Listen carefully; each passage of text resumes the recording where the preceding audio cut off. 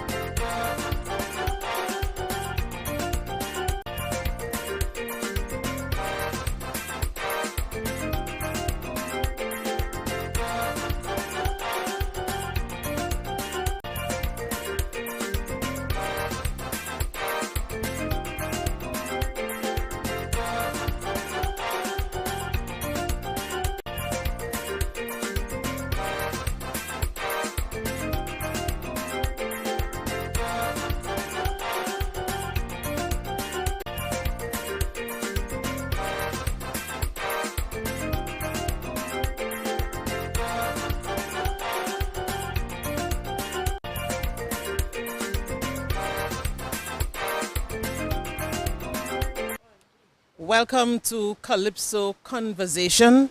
Calypso Conversation is a series of programs that started a few weeks ago on national broadcaster DBS Radio, and it really continues to chronicle events that would have happened in Dominica, events in Calypso, and events that really shaped our cultural landscape. I am Ivona John Baptist Luge, and we welcome you to this edition of Calypso Conversation. We have a very interesting discussion today, not specifically on Calypso, but there is a link with the art form, and you'll understand why. 60 years ago, on a Carnival Monday, the year was 1963, a tragic event took place in Dominica. Calypso music and steel pan music were pulsating on that day. And what was a period of cultural explosion on the streets of Roseau, masquerade and good time, really turned into a very tragic event. An event which will be forever etched in the memory of many Dominicans. Now, to put Dominica's history in proper context, the Carnival fire of 1963 must find its place in the annals of our history. Eddie Marte, Eric Shillingford, George James, they died on that fateful day, but they are survivors. Today we have three gentlemen on the program, Athie Marte, Mr. Colin Bully, and Mr. Rupert Lance, and they will share their story. Athie Marte lost a brother. Colin Bully was playing steel pan on that day. And you'll understand what happened to Rupert Lance. He's still bearing the scars. He has scars to show. We are at Fort Young Hotel today to bring you this program, the lovely and picturesque Fort Young Hotel. Fort Young Hotel is really set upon Dominica's most storied property. It embraces a rich and soulful history. While the hotel first opened in 1984, the land upon which it sits dates back to 1699. Having evolved from a military fort to a central police station and presently a hotel, the land has been inundated with an undeniable sense of character, a colorful and cultural vibrancy that defines the Fort Young Hotel. The inclusive island included stay generates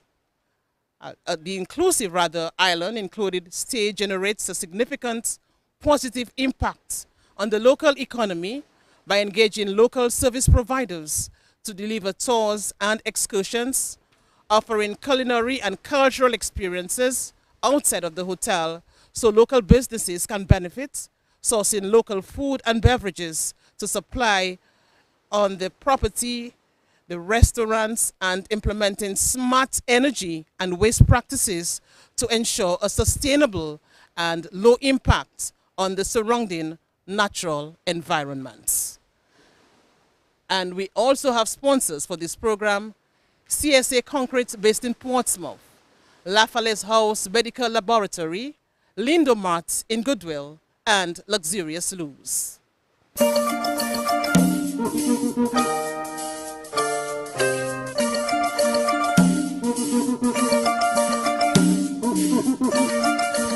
Are you looking to construct a building? If your answer is yes, then contact CSK Concrete at Ravin Lechelle Savonpai for all your concrete needs. They are the suppliers of concrete premix and concrete pumping. Call them on telephone number 616-6565. Let them supply all your concrete needs. CSK Concrete at Ravin Lechelle in Savonpai. Go get all your concrete needs. Calypso!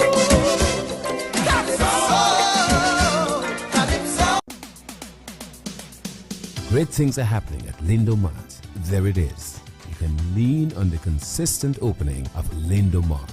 The bank is right there. Great things are coming. Keep listening to your radio, to Facebook, newspapers. If you think that was trusted service is getting even better. Convenience, all your products, the complete shopping list, everything you could possibly want, need, desire, request, or just hint. It's all right there. Wait, there's more. There's a lot more. Listen to a radio near you. Lindo Mart. We're growing bigger, stronger to serve you better. Prosper, where you going busy so? My brother, when you got to go, you got to go. That's a private moment. Indeed, when a man gotta go in leisurely, that's not something you can say not now. Here comes instant relief in luxurious loos. Dominica, it is environmentally friendly. Luxurious loos is your friend indeed. That's why all of your septic waste is being dumped at the Wasco's plant and treated. Hello, we don't dump by the river or by the bay or do vajou.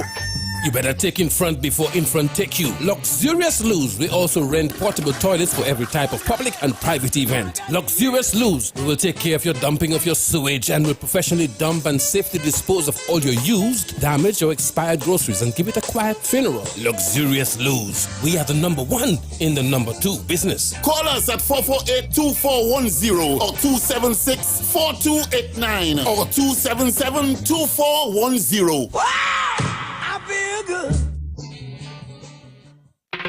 Lafale's House Medical Laboratory, my preferred choice for professional and confidential medical laboratory services. Lafale's provides results for all medical tests. If it can't be done there, they will facilitate it through their international partners. Their main office in Roseau is open from 7:30 a.m. to 4 p.m. Mondays to Fridays and 9 a.m. to 1 p.m. on Saturdays. Home visits and emergency services are also available. Call 448-0100, WhatsApp 276-5213 or visit any of their locations. Cross Street, Roseau, Pickard, Portsmouth, Marigot or Grand Bay. Lafale's House Medical Laboratory. My choice, your choice, our choice. Welcome to Calypso Conversations. We are looking back at the 1963 fire. Very important data in Dominica's historical development, if you're to look at it that way. Gentlemen, let me welcome you. As I said earlier, we have three gentlemen with us this morning. Today, Athie Mate, Mr. Rupert Lance, and Mr. Colin Bully. Gentlemen, welcome. Thank you. Thank you. It is our pleasure as well. Now, where do we begin to put this in context? 60 years after, still there is no closure. Let us go back. The past, of course, should not be a place of residence, but it is a wonderful place of reference. 30 minutes will not really capture a quarter of that story, but it may teach us some lessons, valuable lessons, and probably create another avenue to revisit this tragedy with a view to finding more answers. What can we learn now, and how do we put this in context? Atherton Mate, Athie, affectionately called. Let us put this in context. Well, for me, actually, this is an excellent context in which to place the discussion, because 1960 and that period of time and the years before that was a period when Carnival was truly organized and put together by people. We did have a Carnival committee, but communities organized bands. Steel bands were all voluntary. Musicians offered their services. Costume makers and costume builders offered their services, and so on. And so it was a time when what we know as the Dominica of old, a coup de main Dominica, a helping hand Dominica, was still alive and well and manifested itself in the kind of active involvement of whole communities in Carnival. Not just in Roseau, interestingly, because you would go to Portsmouth, you'll go to the Kalinago territory, you go to many villages around Dominica, and their Carnival was equally vibrant. They didn't wait for Roseau to organize and plan their Carnival. And that is an interesting element for me. I was 16 years old on that day, on that year, and And so, but we were playing steel band, Colin, myself, and our friends from high school. We were playing pan, and we practiced on our own, and we organized our stuff. We got sponsorship, which was another interesting thing that was there then, but appears to be absent now because steel bands cannot get sponsorship now, and they have to go to the state to cover their costs. But at that time, the band in which Colin and I were involved and playing. It's interesting, I'm calling Bully what Athie mentioned in terms of the level of spontaneity. I would have grown up hearing about Dominica's Carnival always being spontaneous, but he mentioned that there was this level of organization. There were costume bands, there were sponsored bands. So you, Colin, would have been a part of a sponsored band back in the day, a steel pan to be precise? Yeah, well, our background, we started a schoolboy steel band somewhere around 19, I would say 50, 58, 59, following an inter-school tournament that was in Dominica. And the Grenadians came down with a school band, and we decided we would do likewise. The band really was more academy boys. I was a DGS, a proud DGS boy, working with the band, playing with the band. And we were going places. We had brought up the level of playing considerably, I would think. We had success where I always say we taught brute force how to play on the road. That we actually showed them, and we brought in stands. And we brought in stands on the road for Steelman as well. So we were moving up to that pinnacle of excellence. And Vauxhall Steel Band, Vauxhall Harmonica, so we were called, was leading the way to a certain extent. And we were looking forward to that particular carnival in 1963. Absolutely. We had George James tutor us for our test piece in the steel band competition. And we went in, we were not victorious, let me put it that way. The judges thought otherwise. But we still maintained that we were a superior playing side. So this event meant a lot of change took place after this that we never anticipated. With the tragedy on the road, a number of us left playing pan. I never played pan after that. And then the other bands also went down. There was a decline in steel band playing because we challenged the other bands much more. And therefore, from this event, we saw a decline in carnival steel band music. So that's something we done too. That's Peg. We come back to it as to what we could have been. Yeah. So we're going to put this in context. And let me bring in Rupert Lance here. Rupert Lance, by the way, has a very, very interesting story to tell. But Rupert Lance, I want to find out, in terms of the role of fire in our cultural expression, where did it fit back then? I know, of course, we had the cannonballs and we had people blowing fire through dragons and all of that. I want to capture the essence of fire in our cultural expressions before we move on. Well, I grew up in the village of Calypso. And around Christmas time, approaching, especially the young boys. I was just talking about the fire in itself. You know what fire stands for in our cultural expression. Because of course we discussed it in 1963 fire. So I wanted to sort of tie this in, you know. Of course, we know eventually the Stensei was banned, we know what happened. But when we get to the meat of the matter, I guess we'll understand. We'll link this whole fire and all of this. We did not have village carnivals per se in that time. Everybody came into Roseau. Roseau was packed. The sidewalks were packed. People participated. The verandas were populated with families and friends, urging on bands. There were little groups that would do plays, side plays. There were guys who were Indians and breaking stones on their chests. It was a carnival, a multifaceted carnival. We have drifted a little away from that. We are now looking at competition and now looking at different forms of dress and undress.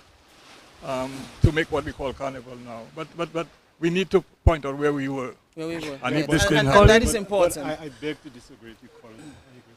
Well, that makes for a very interesting discussion. We can't agree. Agree with Athie, because in Colliho, we always had our band movie. Once Christmas was over, I talk about the canon. That led to carnival practice. Once Christmas holidays were passed, the young fellows got into practicing their band, what we call the band movie. Was move too strong a term? You would say? No, that's the term that was used, that was accepted. So that's how it was known. That But was I- accepted. I would- so I so would- there would be this practicing from. Remember, Carnival is around February, but that practice would that's start actually after December, Christmas, November? December. And at that time, the costume makers. At that time, the costume makers would be getting the materials together to make the costume. The what we call the Fiji and the capot. And yeah, and that rolled into Carnival. Then on Carnival Monday, the morning, the young boys, particularly boys, because there were hardly girls taking part in it. The girls would help make the costumes and so. But Let me go back to why I said what I said. Because using steel band, I have discovered that there was steel bands in Massac, in Maho, in St. Joe, in Portsmouth, in La Plaine, in Castle Bruce, in Granby, in Point Michel. That's 8 villages that had operating steel bands. Very vibrant in this And Carnival. they had Carnival, because what is Carnival? Carnival is not a local cultural event. Carnival is part of the liturgy calendar of the Roman Catholic Church. Carnival is dictated by when Ash Wednesday falls, which is clearly a matter for the Catholic calendar. But it would be interesting to note as well, if I were to go back to something that Colin Bully would have said, I mean, people would come down to Roseau Yes, in droves. but they in droves had to have their this big carnival. celebration. They had their carnival in their in their village. Okay, in their community. communities. Okay, all right. That's I'm why. not too sure about this, Athie, because I recall.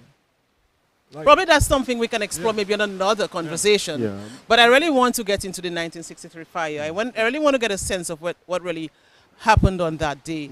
Maybe probably we can find out why it happened. What was happening at the time? What was being played on the road at the time? What was going on? What the social landscape was like? So I really want to capture this in this short time that we have on this program. I know, as I said, Mr. Rupert Lance, you have the scars to show. You would have suffered severe burns then. So I want to go to I'm that. still suffering. I'm not sure who will start Well, okay, perhaps I this could side put of it the in some conversation context, yeah. in terms of what happened, what time was it, what probably the weather was like, if you can remember this. Put it in context for us. What really happened on that fateful day? What can you recollect?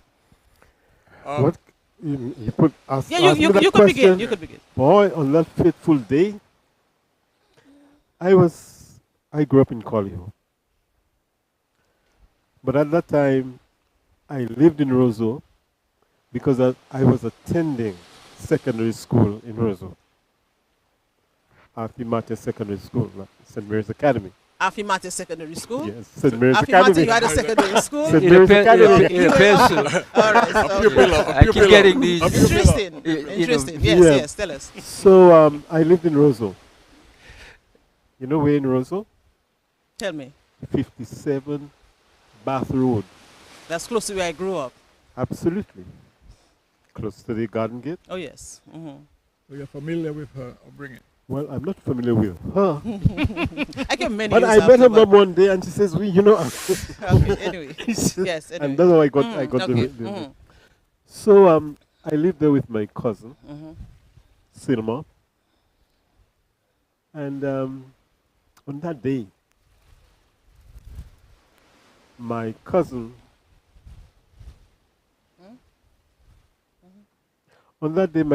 prepared lunch. And lunch for my aunt from Colliho, with whom I live. And you know, my aunt from Colin had come to Roseau with a group. The women were dressed in the, was it sensei? Fig pie. Mm-hmm. They took the dry banana leaves and made the costume. Mm-hmm. So they came to Roseau. I was asked to take lunch to her. I had to take the lunch to Pottersville, where another aunt of mine lived. But I decided from Bath Road to Pottersville, that's too far. Because that day I planned to run mass, if I may use that expression, with a friend of mine who lived in the same Kuwe. His name was Neville. I don't remember his second name. But the previous year we had gone to the bands and jumped up together. And that particular year we had planned to do the same thing. So I decided instead of going all the way to Pottersville, I had a cousin living on Upper Lane. Corner of Upper Lane and River Street. So I left the lunch there. But my aunt would not have known. So having left the lunch there, I decided to take a walk around Roseau to find her, to tell her where I'd left her lunch. So I walk around Roseau and finally I get to, haven't seen her, still looking out for her. I see this huge band on King George V Street. I'm walking down King George V Street on the sidewalk, walking in a westerly direction, left side of the sidewalk, left side of the road. And then Give us a specific area so people can sort of well, just like what is there right now in terms of maybe a structure, an edifice. Okay, for Was the it close to Federation East- Drive, okay. for the Federation, not Federation, King George V Street. corner of King George V Street and Independence Street. Okay. So I turn the corner there, I'm walking down King George V Street, which is the Astafan Street. Okay. All right. And when I get to close to the Bowling's house, Colin, you still live in that area? It's Casboli Mall. Casboli, around that area Okay. there, All right. I see people ahead of me running in different So directions. okay, interesting. So that is why I want to just take a short break because I really want to come back with this story as we get some refreshing drinks. I want to come back with this story, but we just have to remind you that this program is brought to you compliments CSK Concrete in Portsmouth, La Falles House Medical Laboratory, Lindo Martin Goodwill, and Luxurious Luz.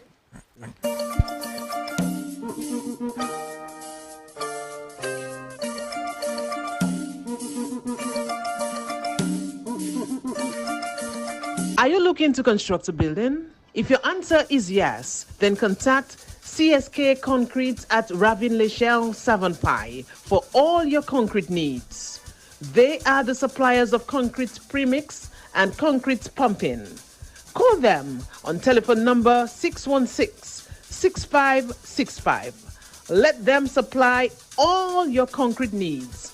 CSK Concrete at Ravin Lechelle in Savonpai. Go get all your concrete needs. Calypso!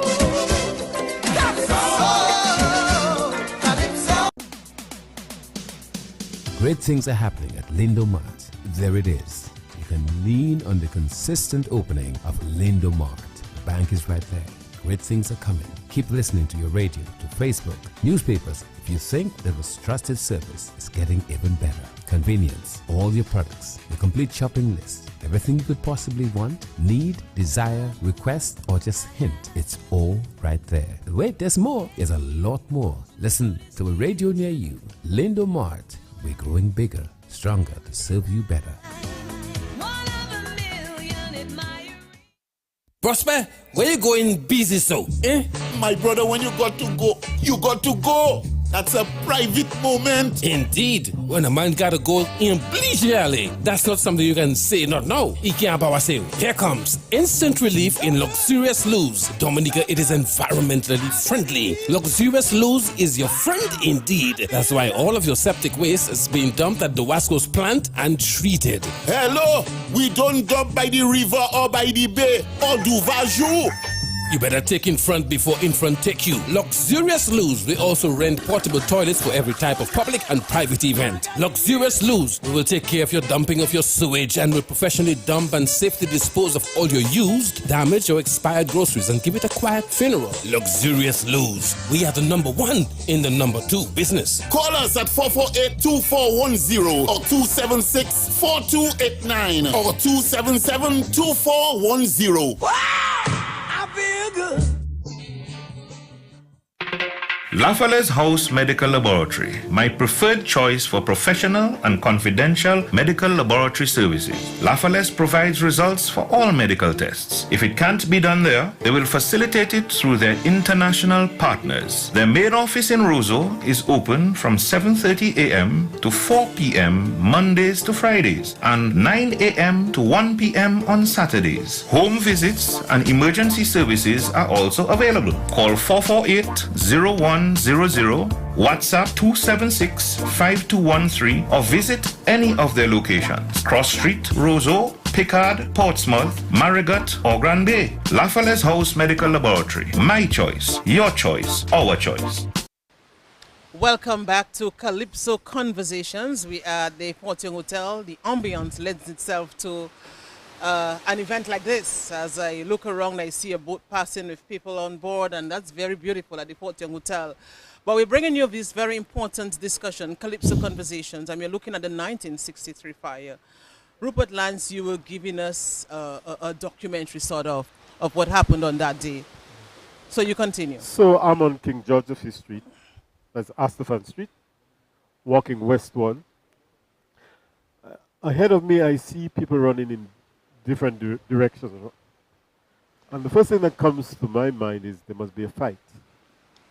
But ahead of me, I'm not seeing any signs of fight. So I turn back. When I turn back, I see flames. So I continue going westward, running, I assume, running away from the flames. Then I get to a point where I figure I must be safe.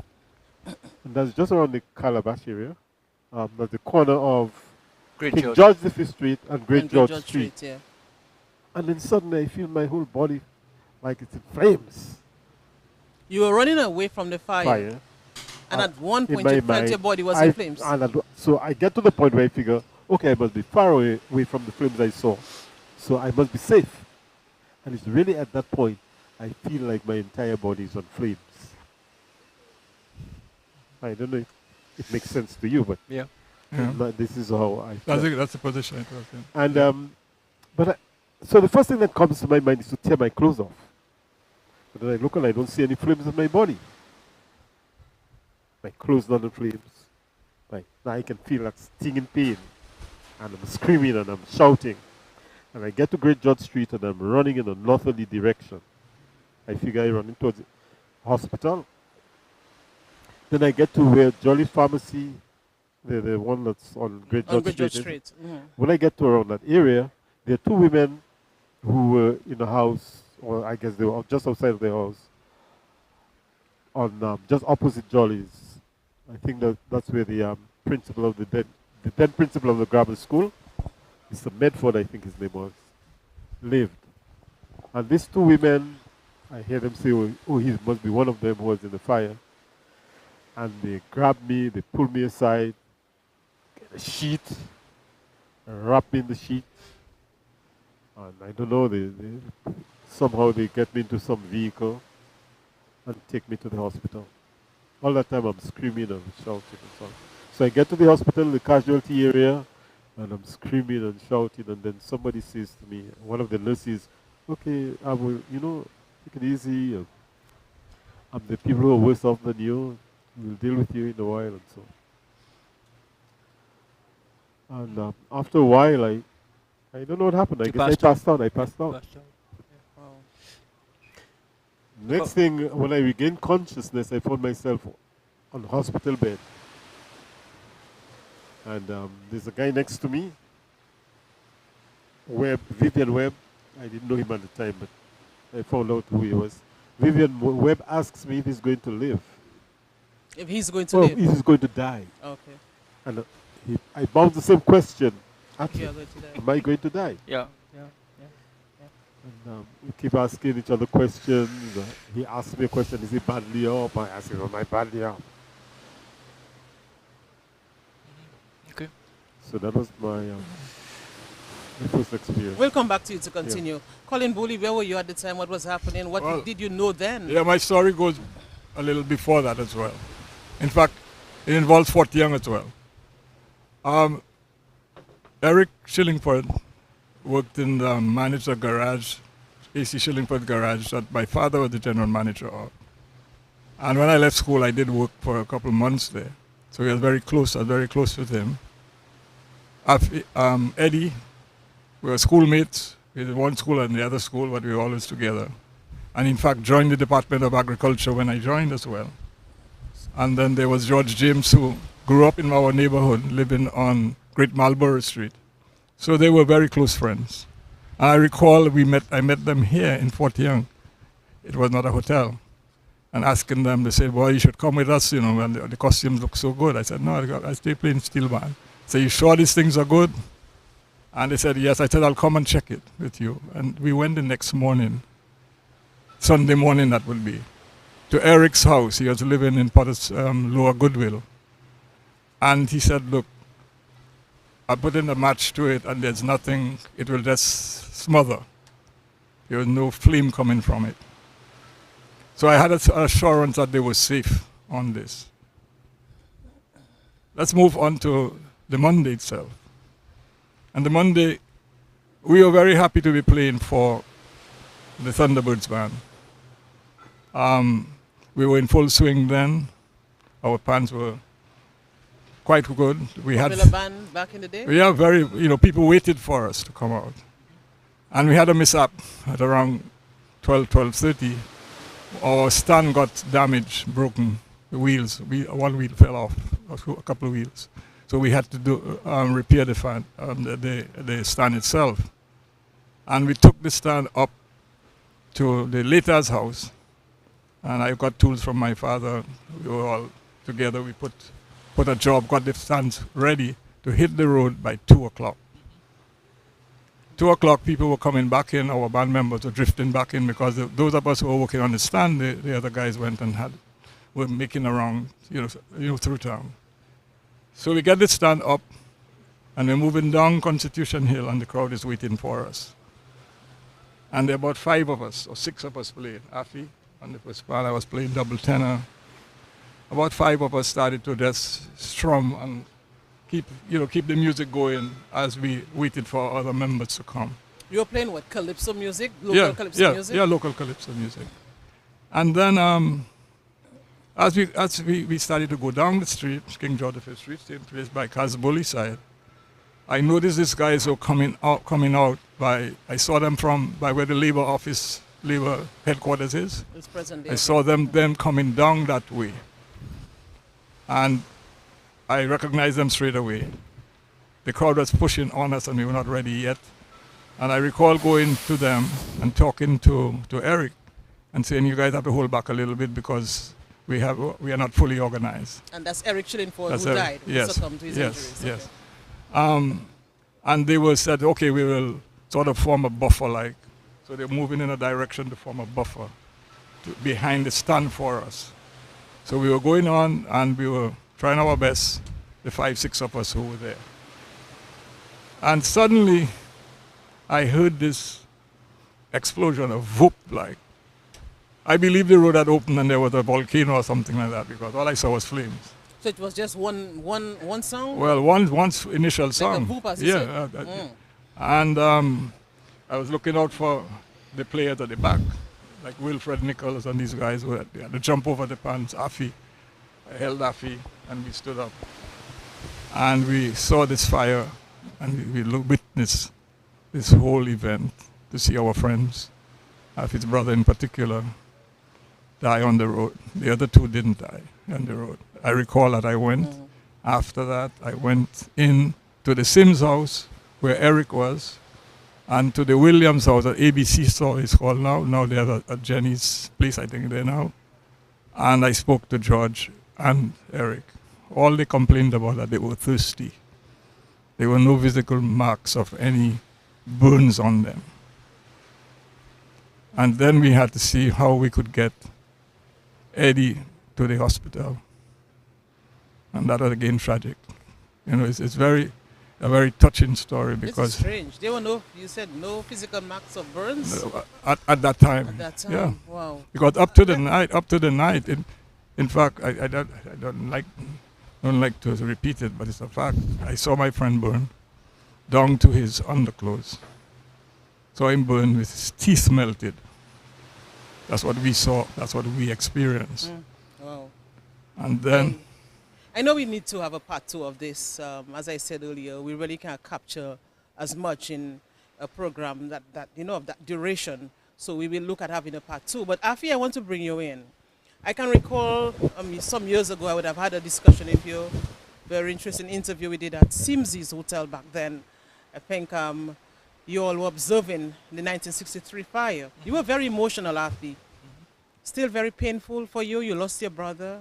Tell us your story. Well, for me, it was a terrifying experience.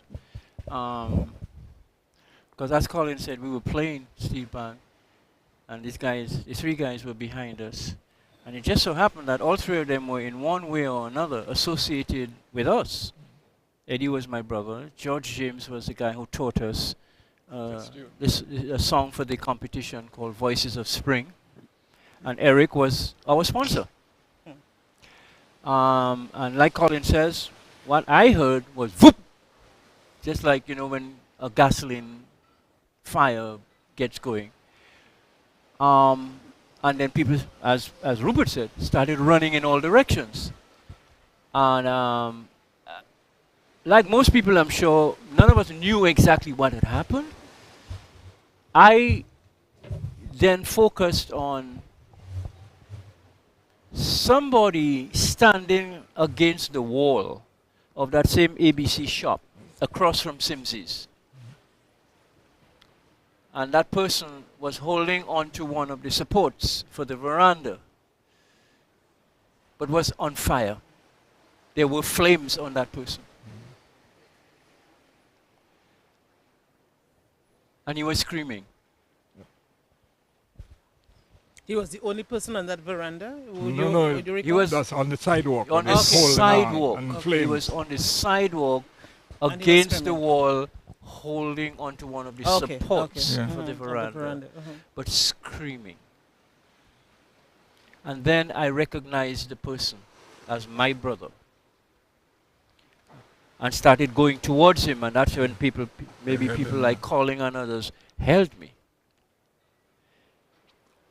Because I was going towards him. In that moment, I was not completely aware of the danger of doing that, but there it was. I saw him. And the image of him burning still is with me, 60 years later. With all of us. All of us who were there. And I remember he looked at me directly. And that look has stayed with me since. His 2 eyes were just focused on me. He was screaming, but his eyes were on me. Basically, almost telling me, stay where you are. And I guess what happened after that for me was that people took us home. I went to my father's house on Jewel Street at the back of the Wesley High School. But before that, remember my dad had got into his car and was driving very, very fast down the same Great George Street. Middle of Carnival, but there he was driving towards the hospital. Because they are taking Eddie up They had already. taken my brother Eddie up to the hospital. Wow. My father had somebody in the car with him, a neighbor. That neighbor was Mrs. Elwin, who was the mother of Faye Elwin, who is now my wife, has been my wife for 53 years. Lived next door. My father, of course, the car went up, and I remember my friends gathered around me, and I guess they escorted me to my parents' house. Okay, I don't want to sound rushed, but I know just now we have to end this. As I said, we need to have a part 2. Yeah. We need to have a part 2. But Athie, just something I'm sure you'd want to say just before we end. I really just feel that people need to understand, even just from the 3 stories here, each one of us have a different vantage point, okay? And that is what needs to be understood. So there's no one way to treat with this. And as a family, we have tried many different ways. As a country, it's really what bothers me. That we, although there was a commission of inquiry into the incident, which was reported under the name Probably of, in part 2 we can delve into this commission of inquiry. we can go into report, that. yeah. But I'm saying, for me, I don't have closure. 60 years later, I do not have closure on the incident. very painful. And it's not because of wanting to know all the details, pluses and minuses of what happened and why. What bothers me most is that I do not sense, I didn't feel or experience a society willing to embrace people who had been through such a traumatic experience. And I've watched other people go through, maybe not to the same intense as we did, but through traumatic experiences. Petit Savan, Mont Prosper, and they too were not embraced. Okay, so that's another conversation. That bothers me, Ivo. That bothers me because that's another conversation we can have. We have just about 2 minutes. We had a society that was a caring society. Yeah. And I believe we have we changed may so have much. lost that. Oh, yes, we have changed so much. I want to look at this. Where do we go forward? I also want to continue to hear the story that Rupert Lance is telling, because I have not asked him what happened. What were the doctors telling you then? Of course, you mentioned the gentleman was close to you. He too had his burns. Yes. But what was the doctor saying to you? I don't think they were saying much. No? They were just trying their utmost to. I'm not really sure. Yeah, basically that, because I was in a lot of pain when I was awake. How long would you have stayed in the hospital? Oh, I don't even remember now. I may have spent 2 months in the hospital. 2 months at the hospital. Maybe longer. I'll have to try to think again when. But I know I begged to be sent home. You begged to be sent home. It's like I was fed up with the hospital. I wanted to go home. Why? I just wanted to go home. I didn't like the Okay. I don't know. I shouldn't say anything like the atmosphere. You were a very young boy then? You were? Yes, I was 16 then. a I was teenager. 16. But and people would be coming to the hospital. And oh, yes. And, yeah. A lot of visitors. Curious. And so many visitors. I hated a Sunday. Okay. Because all kinds of people would come and they would cry and do all, do this. And who would suggest you will leave and you won't leave, you will die soon. All kinds of things. I didn't like that at all. So sometimes I would say to the nurse, I do not want to see anybody. Okay. Except if it's a very good friend of mine, my friends. Family. Okay. My friends would come, not to talk about my condition, but to let me know what's happening. I want to know what's happening at school. I want to know what's happening. All right. And my friends were very good at that. They never spoke to me about my condition, but they spoke to me about what was happening. And this is what kept you going, really. Okay, so we have to end. Colin Bully, as I said, we need to have another conversation because there's a lot that we need to unearth. There's a lot of things that we need to look at. As I said, we need to look at the 1963 Commission of Inquiry. there have been several calls for the deceased masqueraders to be declared national cultural heroes. So we want to look at that. We want to look at the way forward. But we really have to end at this time. As I said, we'll have another series. You know, we'll have another part of this conversation as we put this in proper context. Okay. So let me thank you, gentlemen, for joining us here today. And also thank our sponsors. Let me thank Fort Young Hotel as well for providing this wonderful ambience for us to have this conversation. And let me thank CSK Concrete in Portsmouth, Lafalle's House Medical Laboratory, Lindomat in Goodwill, and Luxurious Luz. Thank you, Ivona.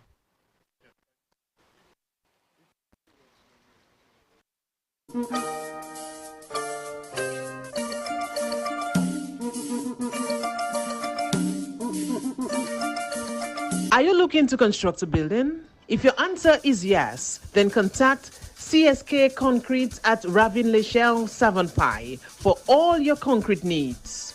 They are the suppliers of concrete premix and concrete pumping. Call them on telephone number 616-6565. Let them supply all your concrete needs. CSK Concrete at Ravin Lechelle in Savonpai. Go get all your concrete needs. Calypso! Calypso! Calypso! Great things are happening at Lindomart. There it is. You can lean on the consistent opening of Lindomart. The bank is right there. Great things are coming. Keep listening to your radio, to Facebook, newspapers. If you think that was trusted service is getting even better. Convenience, all your products, the complete shopping list, everything you could possibly want, need, desire, request, or just hint. It's all right there. Wait, there's more. There's a lot more. Listen to a radio near you. Lindomart. We're growing bigger, stronger to serve you better. Prosper, where you going busy so? Eh? My brother, when you got to go, you got to go. That's a private moment. Indeed. When a man gotta go in leisurely, that's not something you can say not now. He can't power say. Here comes instant relief in Luxurious Luz. Dominica, it is environmentally friendly. Luxurious Luz is your friend indeed. That's why all of your septic waste is being dumped at the Wasco's plant and treated. Hello, we don't dump by the river or by the bay or do Vajou. You better take in front before in front take you. Luxurious Luz, we also rent portable toilets for every type of public and private event. Luxurious Luz, we will take care of your dumping of your sewage and will professionally dump and safely dispose of all your used, damaged or expired groceries and give it a quiet funeral. Luxurious Luz, we are the number one in the number two business. Call us at 448-2410 or 276-4289 or 277-2410. Wow! Feel good. Lafalle's House Medical Laboratory, my preferred choice for professional and confidential medical laboratory services. Lafalle's provides results for all medical tests. If it can't be done there, they will facilitate it through their international partners. Their main office in Roseau is open from 7:30 a.m. to 4 p.m. Mondays to Fridays and 9 a.m. to 1 p.m. on Saturdays. Home visits and emergency services are also available. Call 448-0100, WhatsApp 276-5213 or visit any of their locations. Cross Street, Roseau, Pickard, Portsmouth, Marigot or Grand Bay. Lafalle's House Medical Laboratory. My choice, your choice, our choice.